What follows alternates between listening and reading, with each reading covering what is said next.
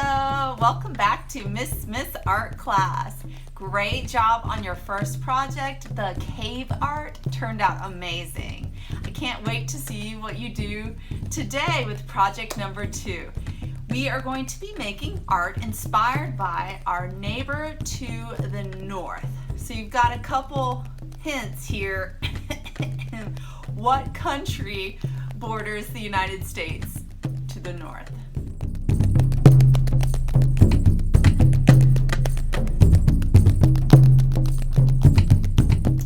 Canada.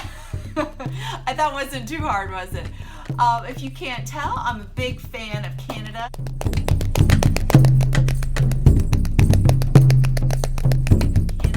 My first time there, let's see, I was a senior in college, so about 22 years old, and my mom and I spent the summer there painting, and it was really, really beautiful. And then I went back, I guess 3 years ago, and this time instead of going to the East Coast, my friend and I went to the West Coast, so specifically the Pacific Northwest. And we kept seeing this really cool art everywhere. We saw totem poles, canoes. This art was everywhere.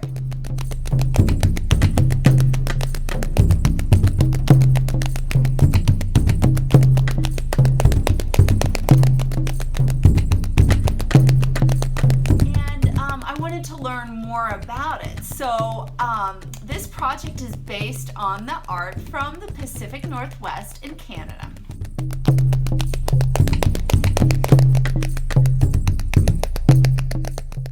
Now, the people that are Indigenous to Canada are called First Nations people.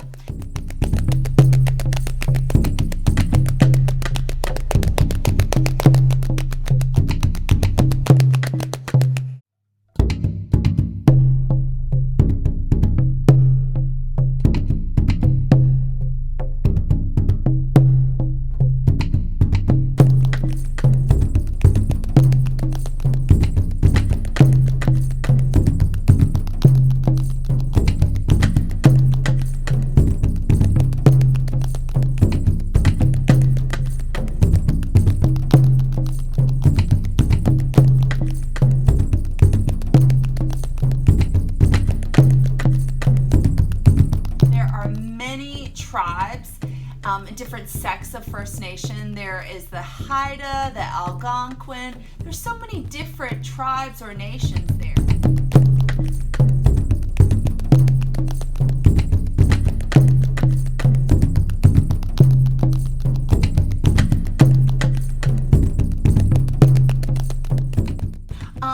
But we're going to be studying art specifically from the West Coast. So take a look at these incredible inspiration photos. You're going to love it.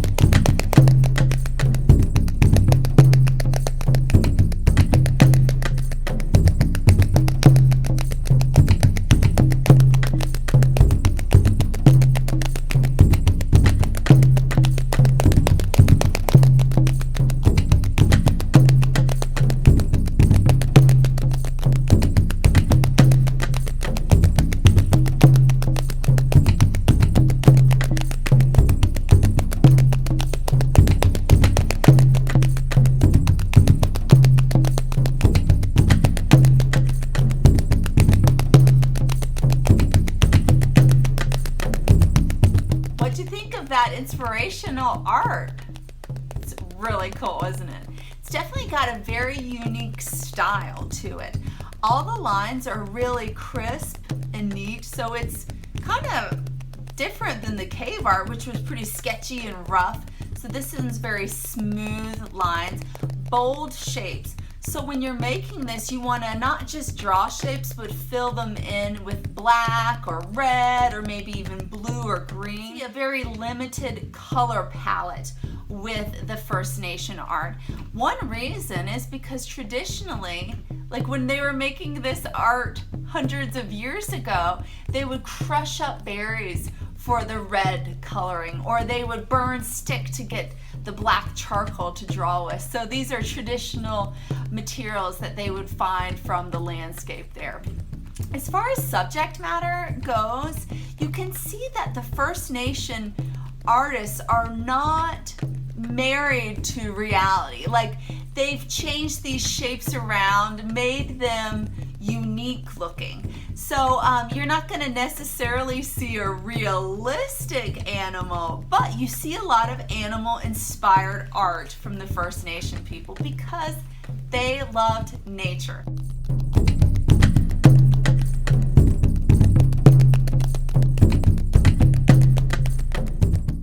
They worship the natural landscape around them. They just absolutely love it. So our artwork today is going to have animals in it. And you can choose whatever animal you want that lives in Canada.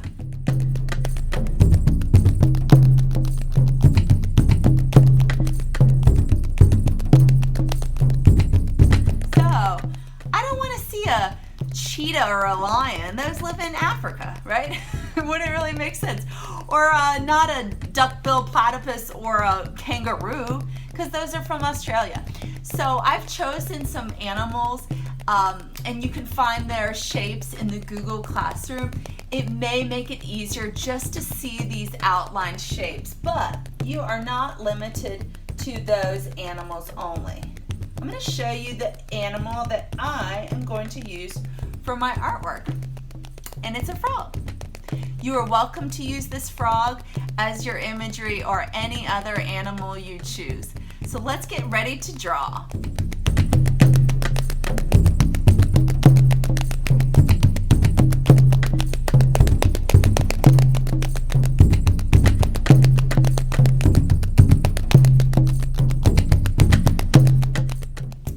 The materials you will need for this project are fairly simple. You'll need a piece of white paper, pencil, and colored Sharpies. So not just black, although you do definitely need a black Sharpie.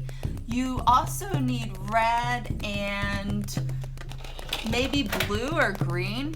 I was able to find this pack of Sharpies at, where did I get this? Walmart, I think? Staples, maybe? But this is going to be all the color you need. So very simple. You could just do this in black and red. You do not have to have all three. Another material you'll need is something round. A plate. So this is a perfect round shape. Look in your kitchen and find a plate. Not all First Nation art is round, but I have a feeling this is going to look really cool if we make our image round, almost like a shield. So you'll see that I turned my plate upside down and I placed it in the center of the paper. Hold it with one hand while you trace around it with the other. I recommend doing this in pencil first, even though later we're going to be outlining with Sharpie. Great, that was easy. Thank you, plate.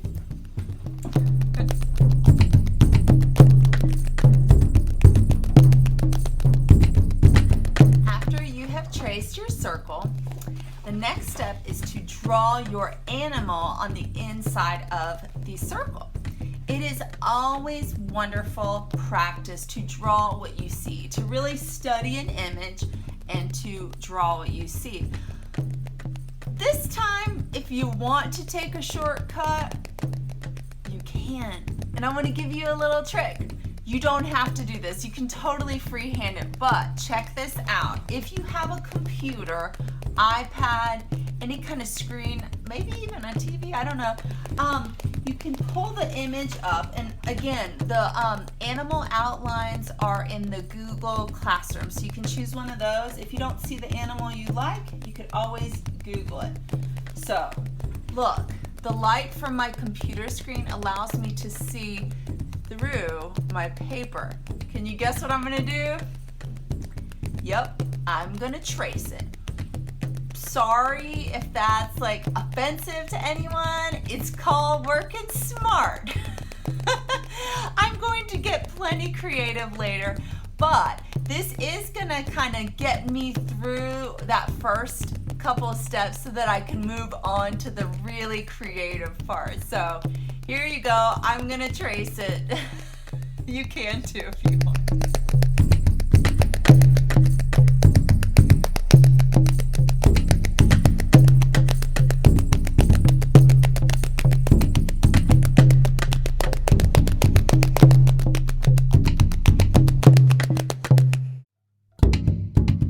Easy peasy.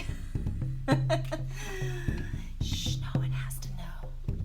Oh yeah, I totally drew that. Your next step is to just simply trace your animal with black Sharpie. You can also trace your circle with black Sharpie too.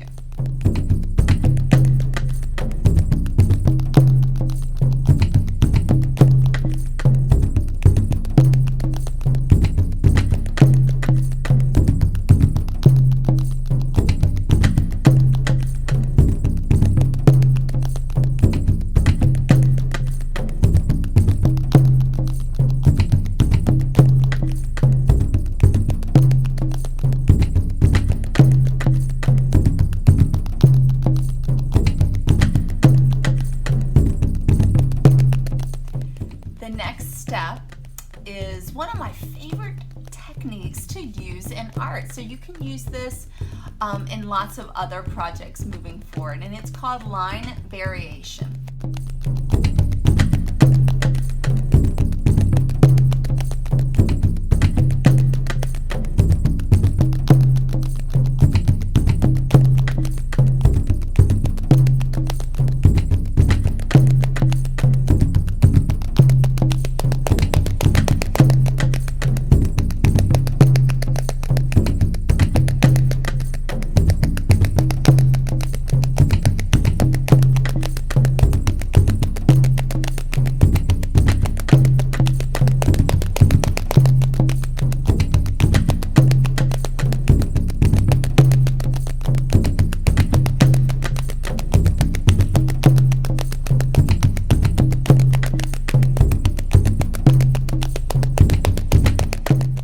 So when something has variation or variety, what does that mean? Yes, differences. So if I say I like to eat a variety of food, that means I don't want to eat the same thing all day, every day. So with line variation, how can you change your line while still staying true to your subject matter? Well, we're going to do it in Sharpie, so no need to do this in pencil. But basically, you're going to have part of your line be thicker, and then it'll slowly get thinner and thinner, and then it'll get thicker and thicker and thicker again. So it'll kind of change or vary, almost like the look of a twisted ribbon. Now, I don't want this to appear bumpy. So don't go like, oh, and that's not really what I'm looking for. I'm looking for subtle variations. It doesn't matter where you start. I'm just going to start on the tip of this frog's nose. So if I go, let's see, you can make sure you can see this. If I go with the line and then away from the line and then back with it. And then I'm going to fill that in black. These are very smooth lines. So color with good craftsmanship, no scribble scrabble. Do you see how that line now has a bit of variation to it? It has thickness and thinness. So I'm going to continue with my line variation here. So I'm going to go out a little bit and then back in, and then maybe out and in. See how I'm doing that very subtly? Then I'll fill it in.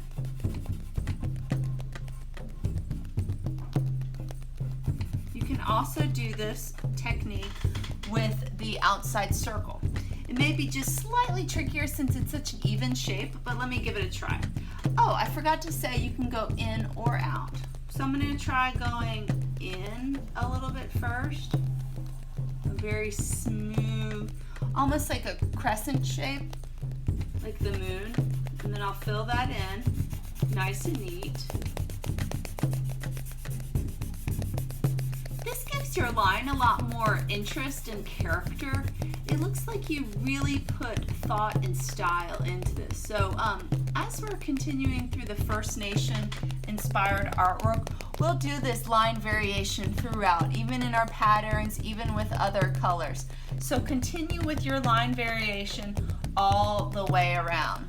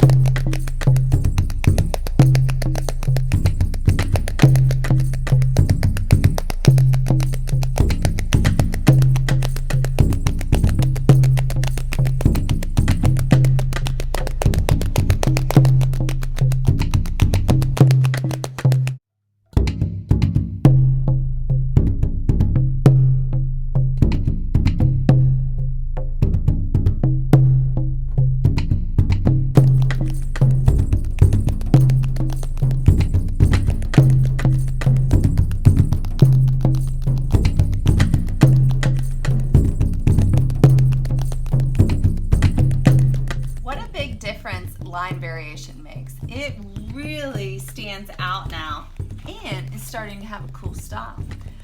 As I was drawing this, it started to remind me of the earth, so I think the First Nation people would appreciate that.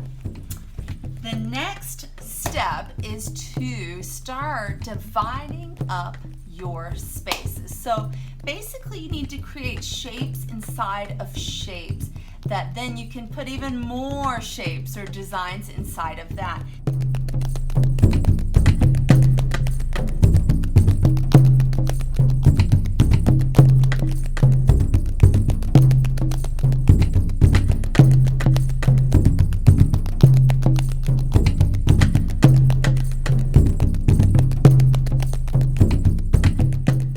Right now I've got like one whole space here and then one whole space around it. So I want to start dividing this up.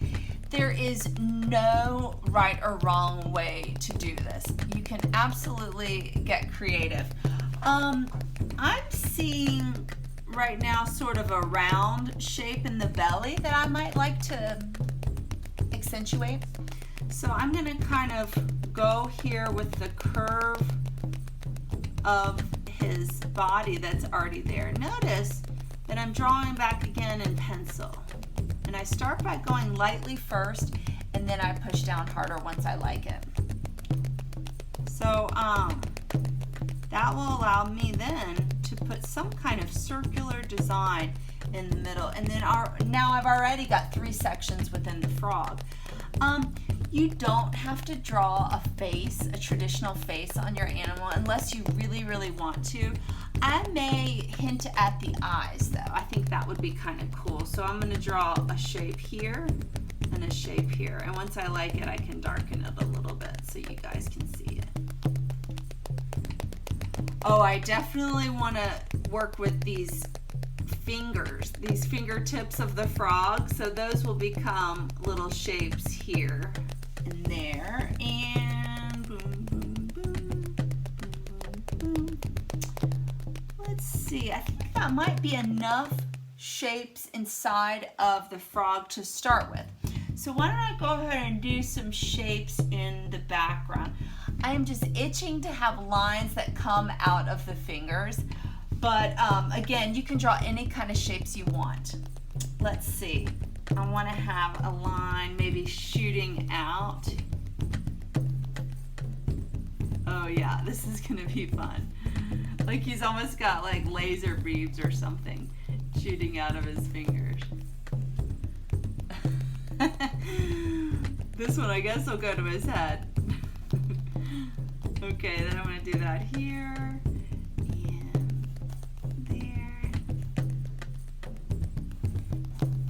You could start also making representational shapes. Some of the most popular shapes in First Nation art are eyes. So you'll see a lot of ovals with circles inside of circles inside of circles. You'll see a lot of hand shapes, a lot of stars, and they're not regular stars. They're like, let's see if you can see this, sort of these type stars. I will include a lot of traditional shapes into the video and the Google Classroom. Let's see, I don't think I want to do the same thing on the bottom. I think I want to do maybe a curve down here as if he's like leaping off the earth, maybe. That will allow me then to put a pattern in here. And I think I'm going to leave these empty also for different patterns. So that was just simply creating sections, dividing up your space so that then we can add patterns and designs inside of each section.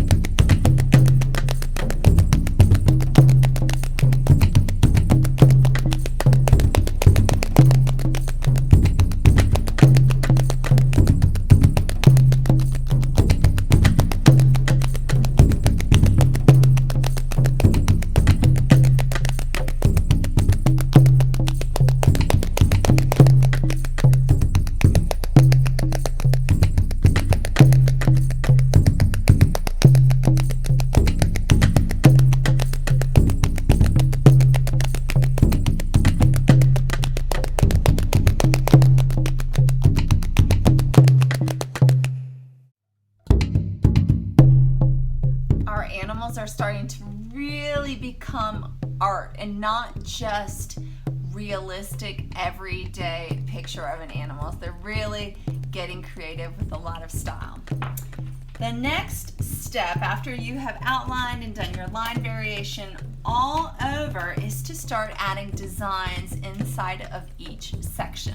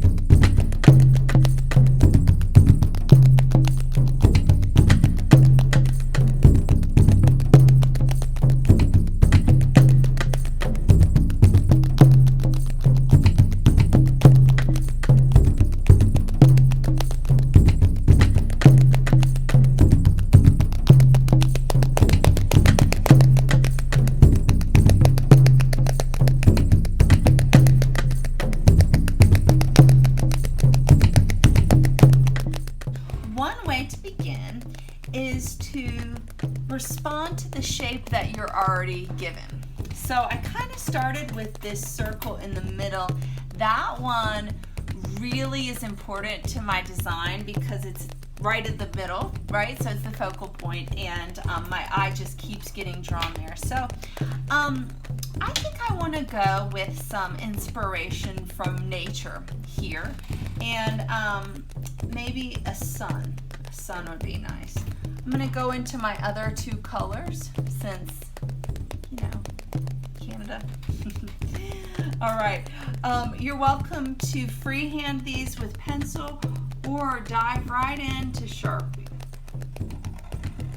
Question. Should I leave this circle plain and skinny, or should I do some line variation? Yes, good job. Whatever you do on this whole project, I want it to speak the same language. So I want it to have line variation throughout. So you've got areas of thick more thickness in areas where it's a little bit more thin.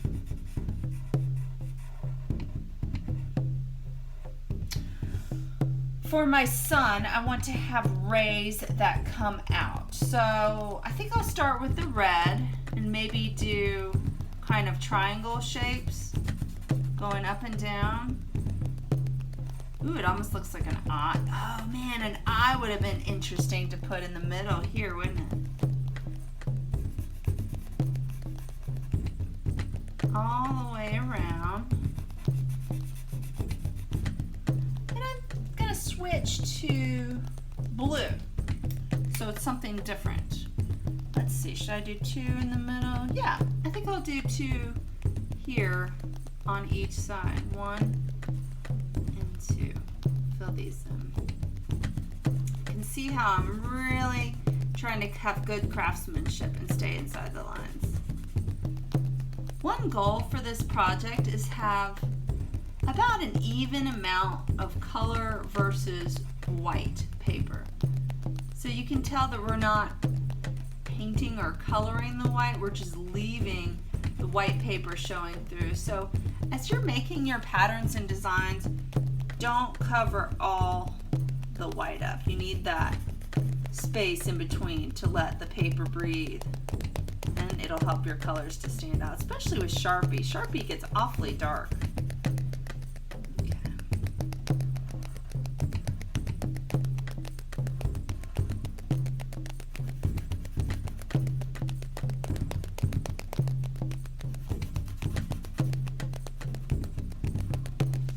Okay, I could be done with that, but it's got a little too much white for my taste. So I think I'm going to pull some more red into the middle. One of the biggest styles of this First Nation art is when there's space in between. So I try to not touch my last shape. Ooh, that's looking cool. Here's a little trick. I'm going to go back to my black and actually extend the outline in. See how I just pulled that in through a triangle? Pulling it in, and then I can color so that it actually becomes part of the outline, which is really cool. So I'm just going to keep going all over the place. I'm going to come up with different designs inside of each section. Think about variety. Like if I just did something with spikes here, I'm probably not going to do spikes right after it. Maybe I'll do something with curves. I don't know. Honestly, I kind of make it up as I go along. And again, a lot of times I'm just responding to the shape that I already have. Like, let's see, on the legs here, for some reason I want to give him like striped pants. Oh, so I'm going to do a stripe pattern. I just realized it may kind of go with the stripes up here, but at least they're not right next to each other. There's a little bit of space. Okay, now he's got some super cool leggings on.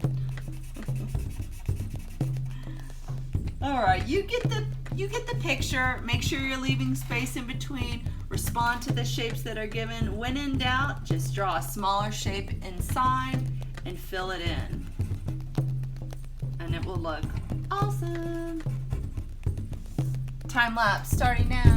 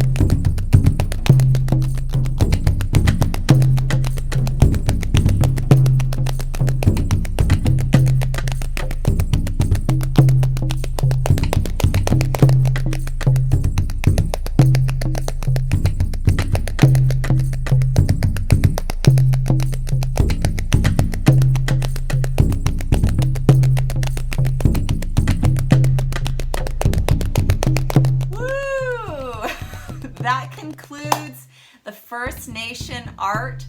As you can see, I couldn't just stop at one. I had to make 2 and then 3 and then 4. But it ended up being a really great experience because I learned a lot from the first one. I actually feel like that one might be my least successful, the frog. It kind of got lost, or the shape kind of got lost. You can't see it as well, but I still like it. It was fun. I think my most successful one is the turtle. And maybe because it's slightly more simple, or maybe because, well, I love the wave shapes, and I feel like all of these lines just point towards the middle. It really draws your eye in. So they're all cool for different reasons, and if you enjoyed this project, then you could make more than one as well. And each time you do it, they could be different. Thank you so much for watching and joining in. Shout out to Canada and the Indigenous people who make incredibly beautiful art. So keep studying art from all around the world. You can find inspiration everywhere, and keep making art. Till next time, bye everybody.